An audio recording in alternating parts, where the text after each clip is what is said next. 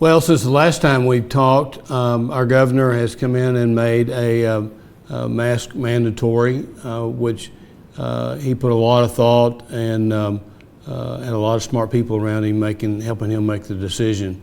The city of North Little Rock has done the same thing, and my job today is to continue to encourage you that these masks are going to make a difference. And as I said last week, we're losing this battle right now. But Sunday morning, I was at Kroger, and it was 100% participation. Everybody in there, man, woman, and child, had a mask on, and I was so pleased that North Little Rock citizens get it. They understand that it's our responsibility to stop this virus, and so I want to say thank you for that. So it's still very, very important that we continue to practice the protocol and wear a mask, be socially distant, and of course continue to wash your hands and so on and so forth. The governor has been under a tremendous amount of stress, and people are starting to second guess him, but I'm telling you, he's doing a great job. He's listening to the scientists and the doctors that he's surrounding himself with. And he had a quote in the paper the other day that I really thought hit home with me being a city leader, and I wanted to share that with you. So I'm going to pull my iPad out here and read to you what the governor said if you didn't have an opportunity to see it in the paper a couple of days ago. Okay, the governor, of course, is getting some pushback on masks, and as I said a couple of weeks ago, what our job is as leaders is that we have to calibrate and synchronize daily, basically. And John Brummett gave me those words, and I think the governor feels the same way. So let me read this a little bit to you, just about a paragraph or two, that what the governor said. He said, "I think most Arkansans understand what we're doing and the need for it. It's simply the responsibility of the chief executive, the governor of the state, to have to make some of those tough decisions and to be held accountable for them. But I hope everyone sees that we do not issue restrictions on business lightly.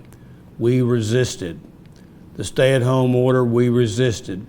Shutting down businesses, we resisted. We lifted the restrictions when we could.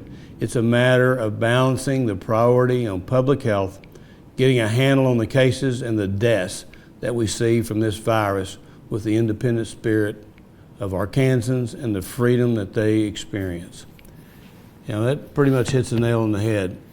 It's our responsibility as Arkansans. It's our responsibility being a North Little Rock citizen. I want North Little Rock numbers to be the lowest. I want us to be the best.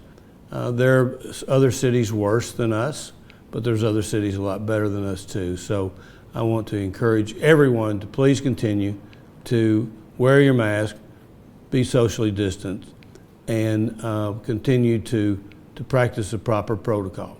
So, as I have the last several weeks, we've been concentrating on our small businesses.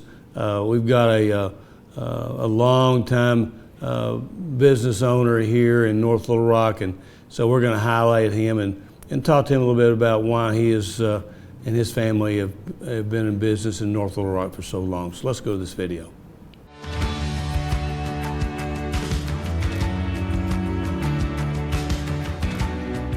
Hello, my name is Damon Ray. I'm the third generation to work here in Damon's Old Fashioned Barbershop. It originally opened in 1964. My grandmother Sue bought it in 1983. My mother Linda worked in here too. We've been here since 1983, and my grandmother graduated from Eaton's Barber College over in downtown Little Rock in 1966. She was probably one of the first female barbers in the state of Arkansas, if not the first. The draw would be just the old-fashioned barber service I give, which is a dying arch, straight razor shaves. You're in a true old-fashioned barbershop with the old services. I just love being here. I wouldn't want to be in any other town right now. We have a great, tremendous of growth going on around here with the Rockwater Marina and all the development down there on the river. And also the new high-rise coming in right there by the Broadway Bridge after they finished it. So And then development down there by the skateboard park. So we're just in a really wonderful part of town that's being revitalized, and I'm excited to be here. I'd rather be here than anywhere else. Emerald Park, all of our parks and recreations and the tourist trails we have here in North Little Rock. You know, there's just so much to do here in this area. And anyways, the shop's been here since 1964. We have the original chairs here from 1964. Coke machines, everything. It's just, if these walls could talk, you know, it's just been in our city for such a good long time. It's survived. My house is connected on here, and so was the other store. It's one of the rare gems left in North Little Rock. Got very lucky that my family was able to get a hold of it. I plan on keeping it, and hopefully we'll have a 100-year-old barbershop here in our city.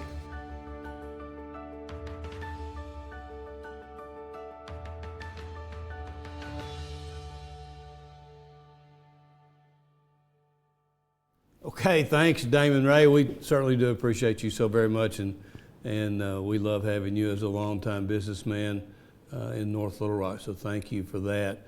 You know, last week we also had a great article in the paper about our Argenta Plaza. You know, we got set back a little bit with the pandemic, but it's a beautiful place, and we're continuing to work on it. It's almost finished, and we'll have a slow opening probably later on this summer.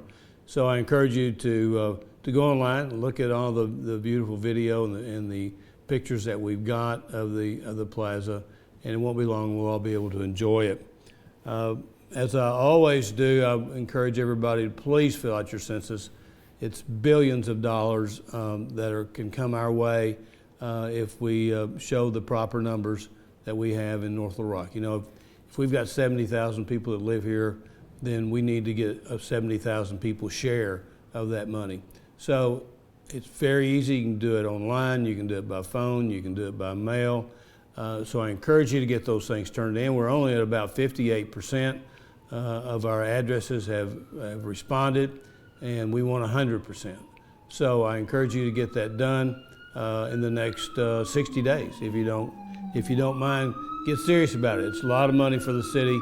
More money that we can get from federal government, the less money it's going to have to come out of your pocket, no doubt. So with that, again, masks are very important. Social distancing is over the top. Keep your hands clean. Practice perfect protocol. And we'll talk to you next week.